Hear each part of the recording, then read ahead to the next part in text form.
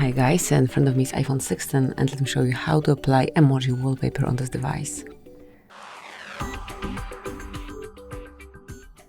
At first, open the settings, then find and select wallpaper, mark add new one, and here either mark emoji here or scroll down and select one from already prepared emoji wallpapers. Let me create a new one. So mark emoji. Now add up to 6 emojis that you want to have on your wallpaper.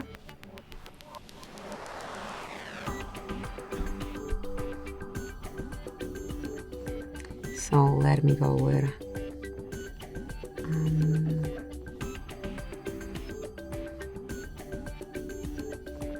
and maybe one more.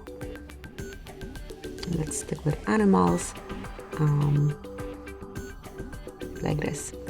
Okay, then just choose the style, whichever you prefer. If you want, manage the hour, like the clock format, fonts, color and size, and once you like it, just mark add. Then decide if it's a wallpaper pair or you want to customize home screen separately.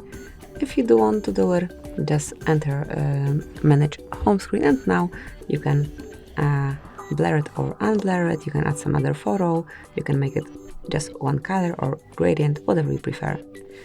Then mark done, and that's it.